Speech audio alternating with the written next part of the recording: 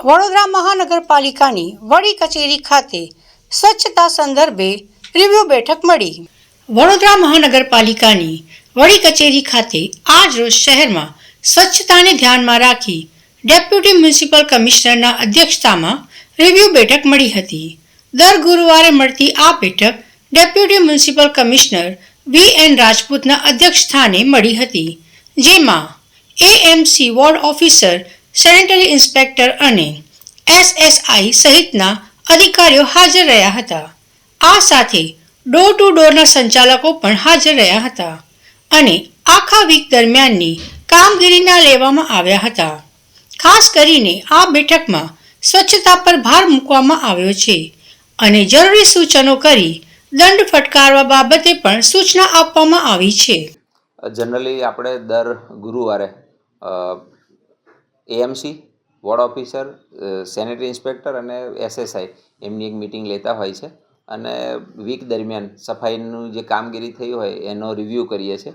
આ વખતે એની સાથે સાથે જે ડોર ટુ ડોરની એજન્સીઓ હતી એમને પણ આપણે બોલાવ્યા હતા અને એમનો પણ રિવ્યૂ કરવામાં એમની કામગીરી કેવા પ્રકારની ચાલે છે અને જે નવી એજન્સીઓ આપણે 2 ઝોનમાં ચાલુ થઈ છે એમનું જે ડોર ટુ ડોરની વાહનોનું જે ટ્રેકિંગ છે એની સિસ્ટમ પણ જોઈ અને એને સમજવા માટેની પણ અને જરૂરી એમાં જે સુધારા વધારાની સૂચના હતી એ પણ એમને આપવામાં આવી છે.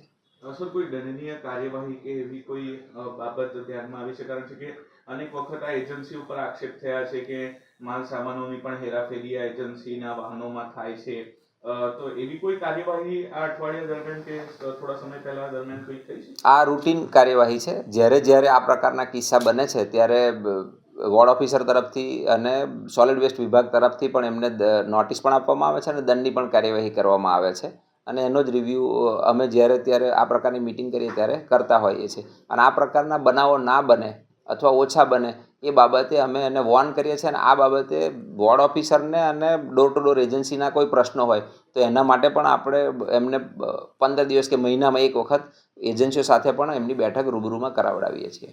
આજની બેઠક જે ઇજારદારોને બોલાવવામાં આવેલા, ડોર ટુ ડોર એજન્સીના જે એ હતા એના ઇજારદારોને બોલાવવામાં આવ્યા હતા. ટ્રેક્ટરમાં એમાં કચરો પણ ઓવરલોડ આ લોકો ભરે છે, ત્યારે કચરો રોડ પર પડે છે, ત્યારે નાગરિકોને એના પર કોઈ દંડ કરવામાં આવશે?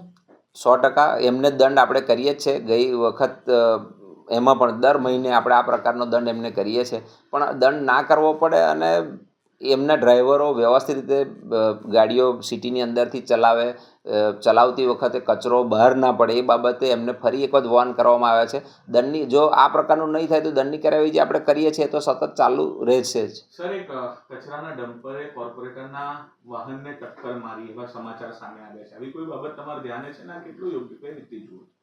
ખાસ કરીને આજથી 15 થી 20 દિવસ પહેલાં મ્યુનિસિપલ પોલીસ કમિશનર સાહેબના અધ્યક્ષસ્થાને એક મિટિંગ થઈ હતી અને આ પ્રકારના બનાવો જે ખાસ કરીને અમદાવાદને એમાં આપણે ધ્યાને આવ્યા હતા અને આ પ્રકારમાં આપણે વડોદરામાં પણ આવા ના બને એ માટે પણ આપણે ડોર ટુ ડોર એજન્સીના ઇજારદારો અને બધા ડ્રાઈવરોને આપણે નવલખી ગ્રાઉન્ડ ખાતે એમને બોલાવી અને પોલીસ દ્વારા એમને ટ્રાફિકના નિયમોની સમજ આપી હતી, કઈ રીતે વાહન ચલાવવું, બહુ સ્પીડ લિમિટમાં ચલાવવું અને ખાસ કરીને એમના જે ડ્રાઈવરો છે એમના ડ્રાઇવિંગ લાઇસન્સ સહિતની માહિતીવાળા લાઇસન્સવાળા ડ્રાઈવરો રહે એ માટે પણ એમને સમજ આપી હતી અને એ મુજબની કાર્યવાહી જે તે એજન્સીઓ દ્વારા કરવામાં આવી રહી છે.